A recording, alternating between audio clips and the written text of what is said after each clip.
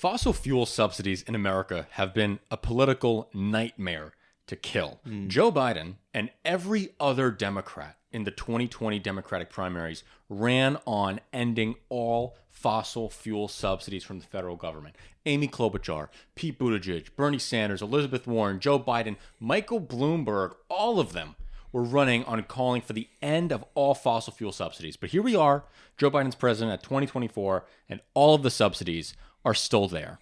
In his 2025 budget, he is calling for the elimination finally. So in his budget, he's calling for the elimination of $35 billion in tax breaks that would otherwise be provided to the fossil fuel industry over the next decade. So does this mean he hasn't even No, he's tried? proposed it. I'm sorry. He has proposed this in each of his budgets. Okay. Yes. So each one of his budgets, since he's been president, he has been proposing the elimination of these subsidies. And never have they been able Never have they been able to go through. Classic. Even when Democrats had the House and Senate.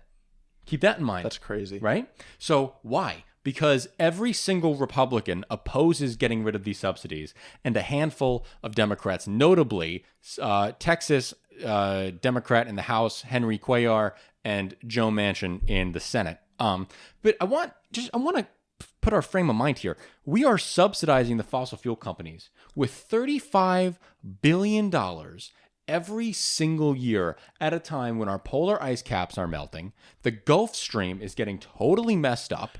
And also, I wouldn't even expect there to, like, do people really complain about energy costs in the U.S. that much? They're not usually, I mean, I guess Gasoline, the gas pump. right? Yeah. So that's I guess that's why. I guess.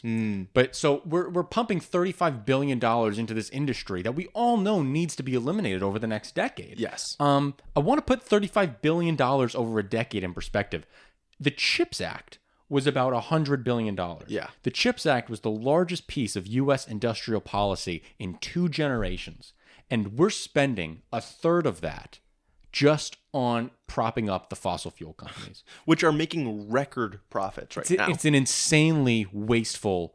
It's such a waste of money. Yeah. But this is why it's complicated.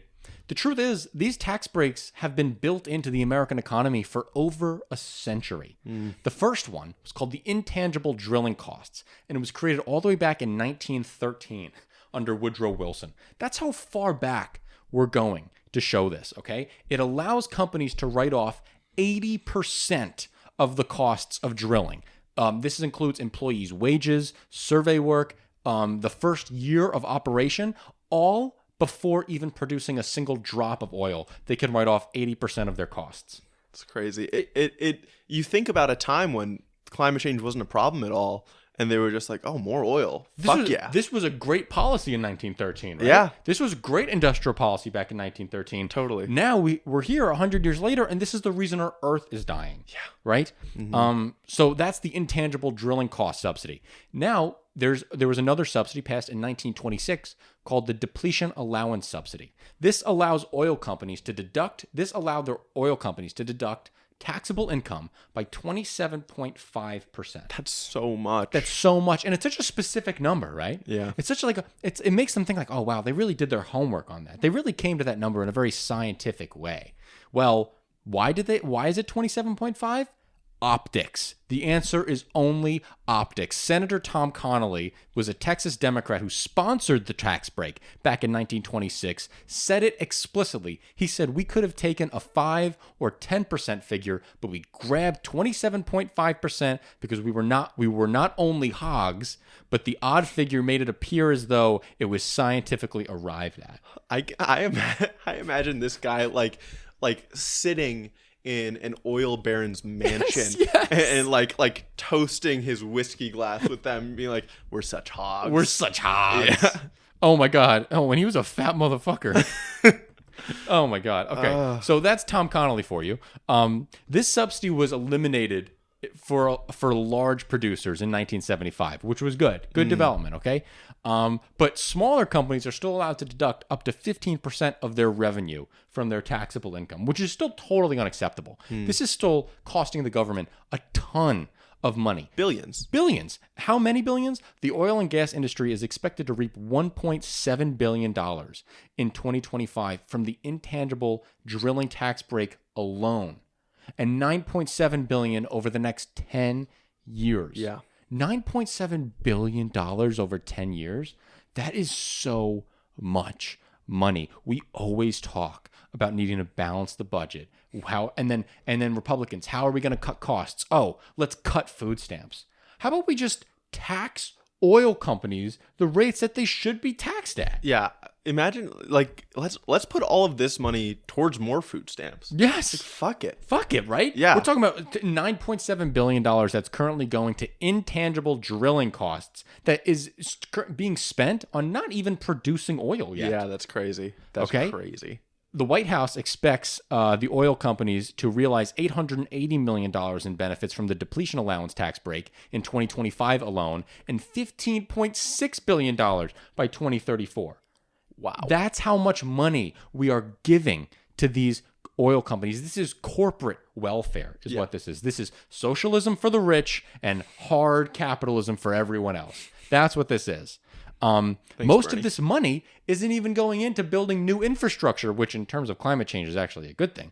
But it's actually just being used. These companies are just buying their own stock. Yeah, in terms of climate change, is a good thing. In terms of a well-functioning economy, not so much. In terms of an industrial policy, if you're going to throw these billions of dollars over a decade at any energy industry, why would it be the fossil fuel industry? It makes just no take sense. all of these subsidies and throw them to the green energy market. Yeah. There's no reason for it to do this to the fossil fuel companies. No, we need to be doing the exact opposite. We need to be taxing the fossil fuel industry much higher and taking away all of their subsidies. So who's even fighting for these tax breaks? Why are they so hard to get rid of? Well, oil lobbyists have spent $30 million since Biden took office to keep these things around, which if you're a lobbyist, $30 million is nothing if you're making $1.7 billion in 1 year. Yeah. You're like, yeah, $30 million, $200 million. Who cares? I'll fucking throw anything as long as it's not greater than $1.7 billion. Totally. Right? So the U.S. Chamber of Commerce is also partnering with all these oil lobbyists,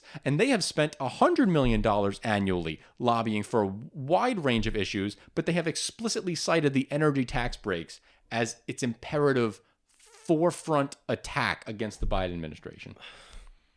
Now, Senator Joe Manchin has been the strongest Democrat in the Senate in defending these subsidies, but there are some Democrats who are taking the right position. Bernie Sanders, he has said that we have a fiscal and moral responsibility to stop taxpayer dollars from padding the profits of an industry that is destroying our planet. Bernie, I'm glad you're our moral compass, but he's got no power. He's not enough. Not enough power. I'm glad someone is at least saying it. Yeah. I'm glad Joe Biden is putting it in his budgets every year. I'm glad this is where the conversation is at. But now we're past the time where it's where the conversation needs to be at. This is where the action needs to be. Yes. Right? We don't have the luxury to sit on our laurels and talk about how great these things would be and all these fantastic ideas. We need government of action right now, and we're not getting it. No.